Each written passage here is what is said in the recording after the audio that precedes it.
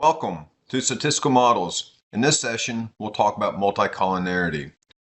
It's an important topic to understand how variables, whenever they relate, how it can be problematic. Okay? We're going to work with the data set that we've been using on the gender salaries and potential discrimination. Okay? So,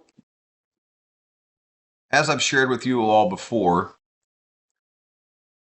a good practice is to have your data in a code sheet. Okay?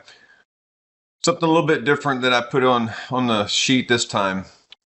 Anytime your row number is kind of keeping track of your observation, we call it an index. I've denoted it here, but on our other variables, ordinal, continuous, right? It's important for you the bigger picture is to understand it's a categorical variable, right? And what do we have to do with categorical variables? We have to dummy code them. Okay. And so that being said,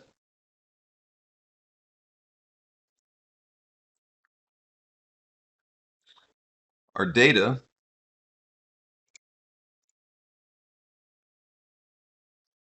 I've already done this with if statements, if I can get that out right. Okay. Nothing too complicated. These are what we call an if-else statement. If we were to nest multiple if statements, we call it an if and if-else, okay, or elif, pardon me. And then we have the else. Else is everything else. Okay. So we've captured these particular categorical variables by turning them on with a 1.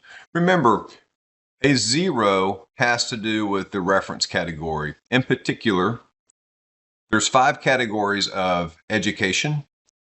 The 5th category is not represented. It's our reference. So that would be the equivalent of all zeros. Okay, so if there's not a 1 in any of these other categories here, the way that the regression will pick that 5th category up for education 5, okay, would be the same as all of them being 0. And the same for gender, right? So this gen.f, essentially that means gender female is the 1. Male would be our reference category. Okay. I also included in the interaction term, okay, right here. That's not too complicated. It's the product, right? One thing that I did not do is mean center, and I'll talk to you a little bit more about that on a separate video and why we mean center, and it has to do with the interpretation. But for now, we'll leave it. This was part of the data set. We're not going to use it on this video, this PC job, okay? But I included it. So moving along, here's the multiple regression output. Okay. Nothing too complicated. We've already ran this. All right. So where do we begin when thinking about multicollinearity? First off, we want to look at correlation. Correlation can give us an indication if we may have a concern with multicollinearity. And what that, and in a high level, it's when your variables correlate so much that there's problem in interpreting, okay? So let's create some space to put the correlation.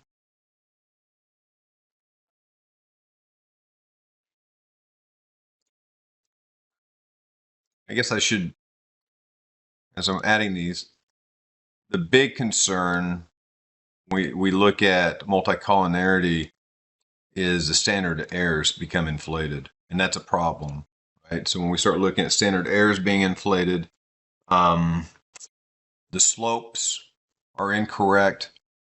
So there's a whole host of things, and so there's ways that we check for that. Okay, so to do correlation, we're going to do come over here to, let's go to our data worksheet, excuse me. Okay. These are set up because we want our Y variable, the dependent variable, on the leftmost, and whenever we run this, right? So let's go to data analysis, correlation. Okay. It's already set up in there from running it. Let's clear this. And our output range, just put this over here and click OK.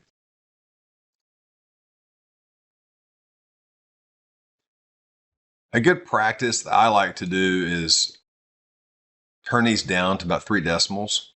Okay.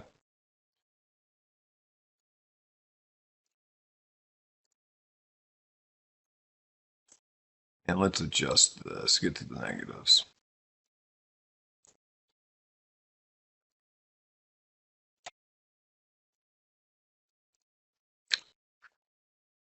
So at this point, we've got something as a baseline to look at.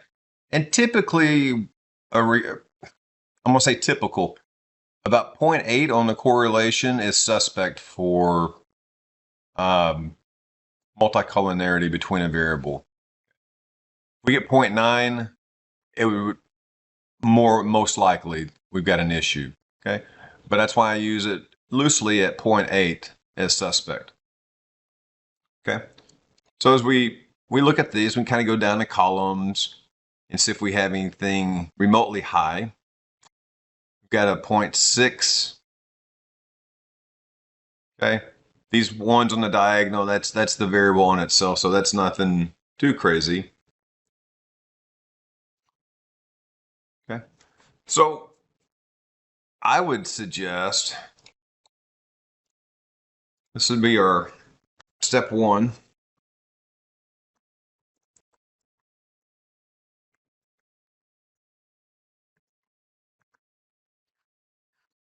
Just call it that.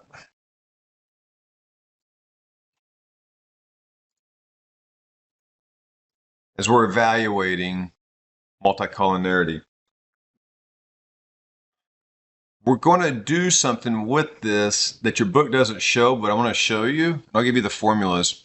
Determining the critical value for a correlation, and that's important because we can identify if a correlation is significant at the 0.05, the 0.01, or the 0.001 threshold. Okay, and so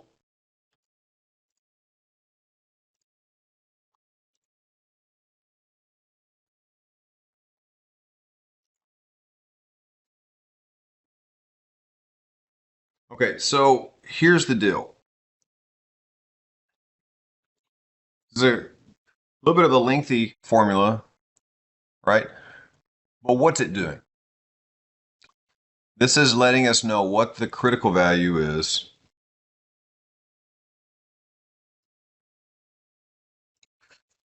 using the inverse. So we're getting a t-score and the inverse at 0.05, and this is a two-tail. So that's what we're seeing right here when we divide it by 2. Okay, so there's a cross-reference. When you see the B20 minus 2, that's the degrees of freedom. Okay, so we need our observations, which is 208 minus 2, that's a 206. That gets us the degrees of freedom. The important thing is we can do something with this and we can color code. The alternative is, as I shared in another worksheet for you, okay, is calculate the t-stat, and then from the t-stat go get the p-value. Okay, so that's a workaround. From this point here, what I would do is do conditional formatting. Okay, so not too complicated. Select all these cells, compare to conditional formatting, and let's do a new rule. Format only cells that contain. And so our first one, move this out of the way. Let's go with the most significant, 0.22. Does this have a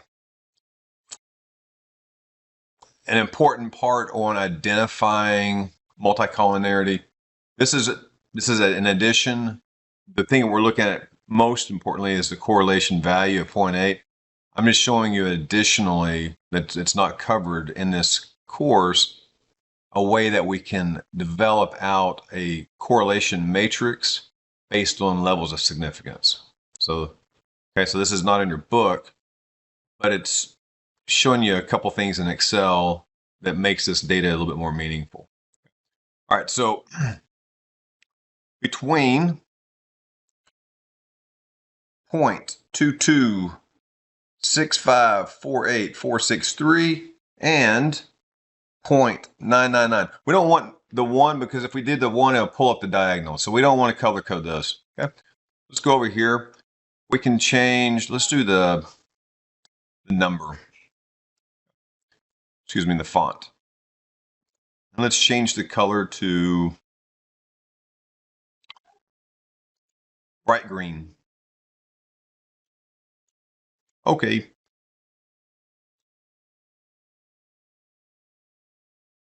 little hard to see. Okay. Let's do this again. Conditional formatting. And then we need to do the other side though, because see, there might be a negative correlation, right? So let's go minus 0.226548463 and minus 0.999. Format, color, green. Okay. So now we can see this is the most significant values or relationships that we can identify within the data, okay?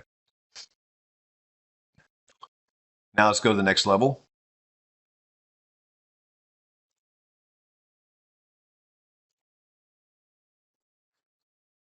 Point 178243251. I could cross-reference and pick the cell. I'm just typing it in. And 0.226548463.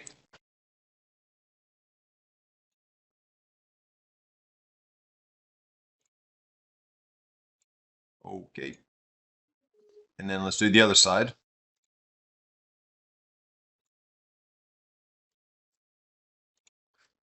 Minus 0.178243251 and minus 0.226548463.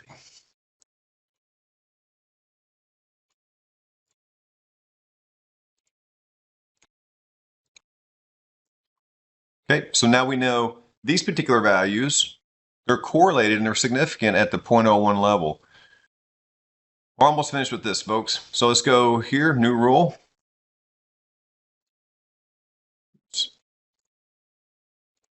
And let's do 0.136086265. 0.178243251. And let's format the fill. Let's do that. Let's make these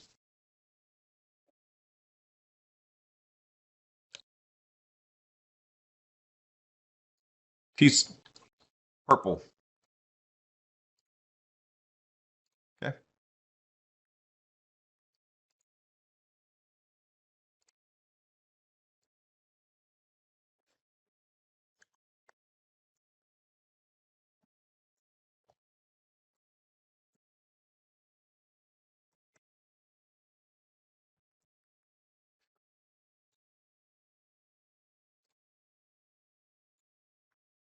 Maybe off on that one.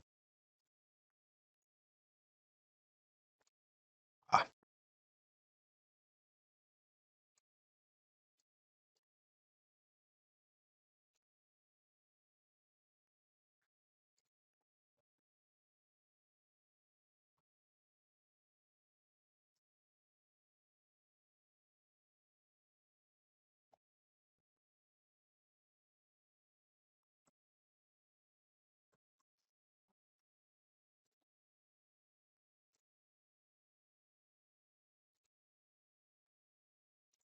There we go.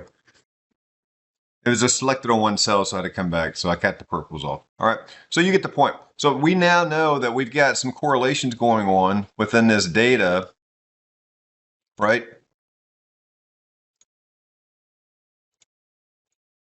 Between the variables. Should we be surprised? With years 1 and Gen F, it's correlated highly with this interaction? No, not at all. It's a product term of both of them. So this should be expected, right? It's one of the highest correlations we got. Okay. Okay, so next up,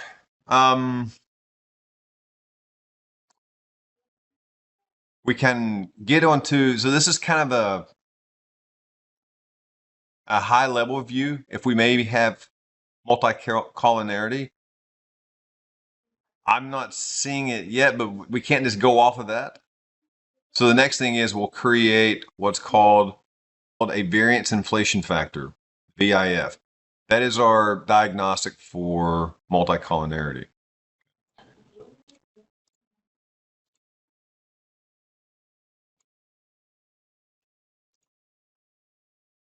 And to get there, the equation's not too difficult, right? But what we're going to have to do is create and go run a regression on every one of these variables, only the independent variables, to get their R square. That's all we're after, okay? So when we do that,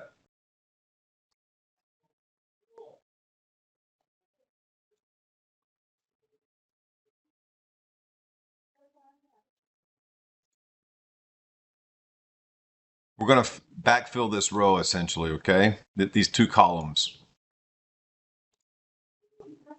So what we got to do, it's not too bad, but it'll take a little time, okay? So here's the way we'll do it. I'd just say go to the data tab. It's only on the independents. We're not going to look at the dependent at all. So we're going to essentially regress all of these variables onto education 1. Then we're going to take education 1 and move it. And we're going to regress all of those variables onto education 2.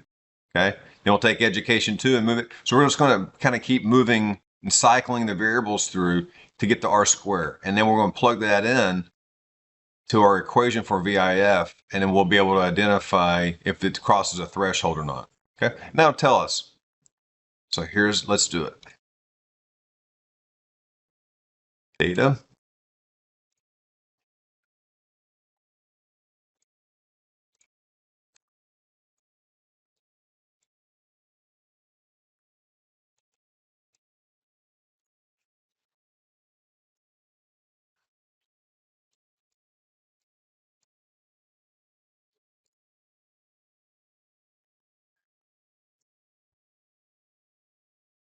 And we don't need the residuals or anything like of that sort for this, and you don't have to turn on the confidence interval. We'll get the 95 something. Like I said, only thing we're after is the R square. So let's do a new worksheet.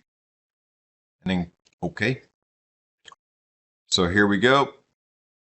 And there's the R square. So Control C. And that's the intercept. We want it right there. And I'm gonna move this out of the way, sorry. Values. Okay.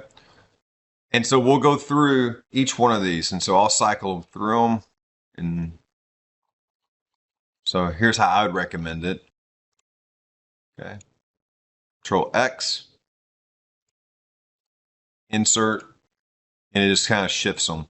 The regression's already locked right on this particular column for the DV and these remaining, so we can keep going. So if you look, so H, there's our locked on the DV, and these are locked on the IV. So all basically I had to do was just change that up and then run it again. New sheet.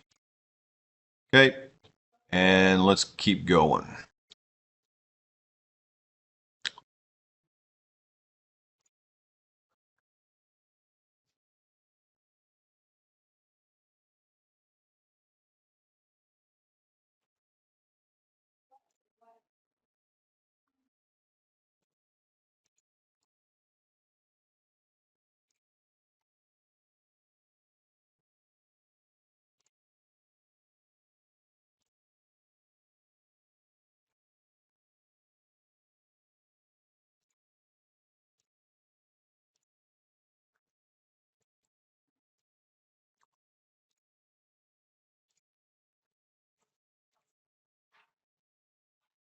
Back to the data, year 1.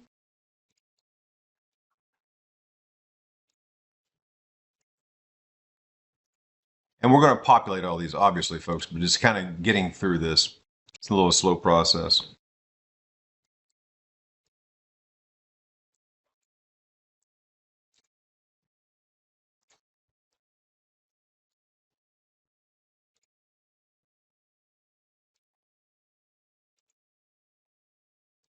Remember, I'm just inserting, cut and paste, right? So we don't want to overwrite any of the fields. And then we'll do the interaction term. Right click, insert cut cells. That way it keeps shifting all of our cells over. Okay. Okay. All right, so as we work backwards, this is our interaction term. So if we come over here, excuse me, the output, we'll go in reverse, paste value. Okay. So now we'll go to 18, R square.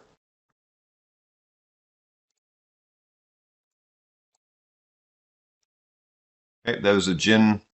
Okay. Block these out so we know what color we've already taken care of, right? Got it. Got it. So 18, which is going to be year 1.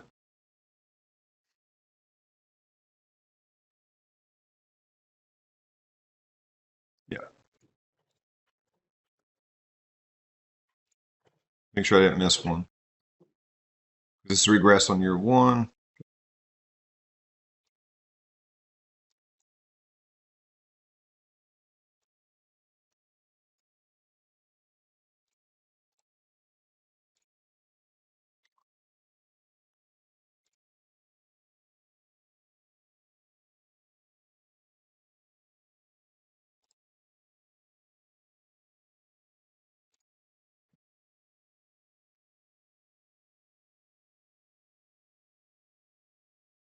This is going to be education 4.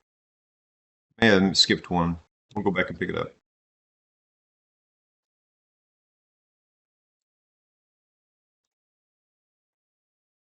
Very important to note, the 0 for male and the 0 for year or education 5 will not be picked up, right? Because that's the reference. So just understand that.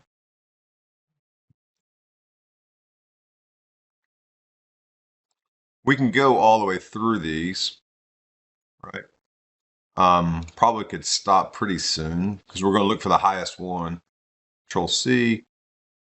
This is going to be year or education 3, right?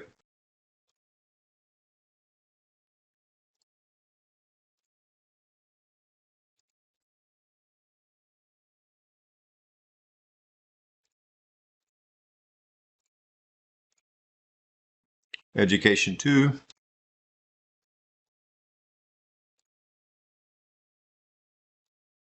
We got education 1. And there's 3, 4. Looks like I might have skipped one by accident. Okay, let me pick it up real quick.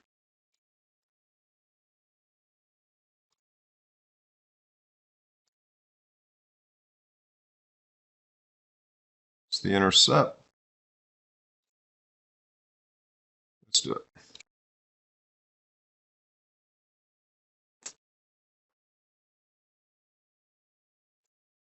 Year 2 is what we need.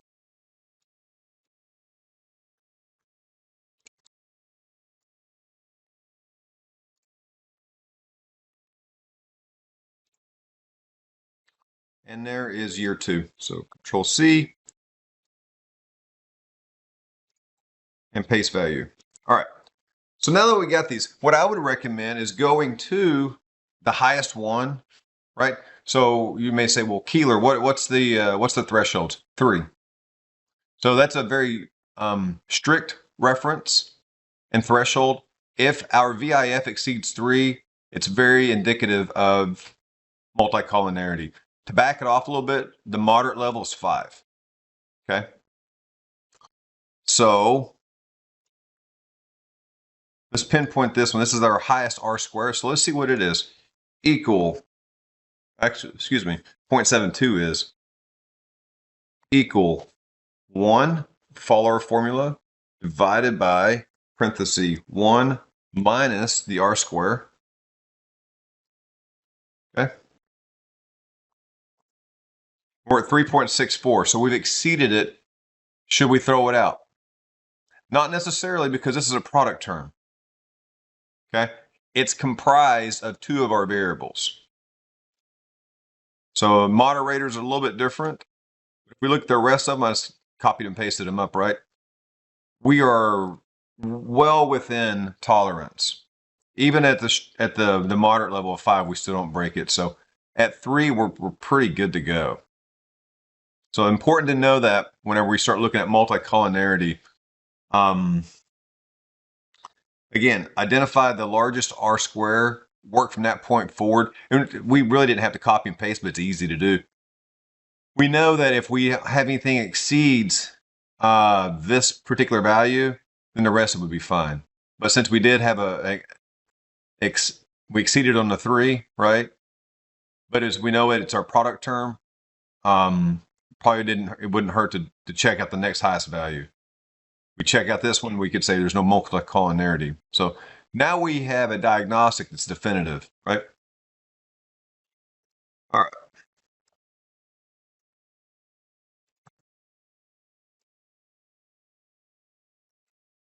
Kind of a quick recap for you.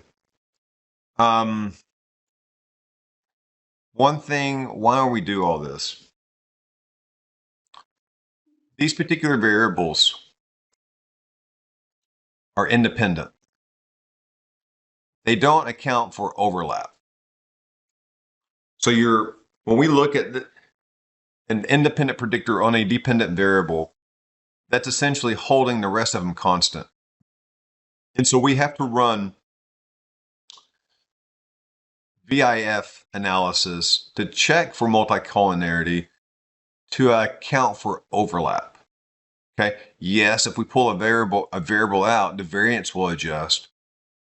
Okay. And we can almost flip signs and turn variables significant just by the way that they associate mathematically. However,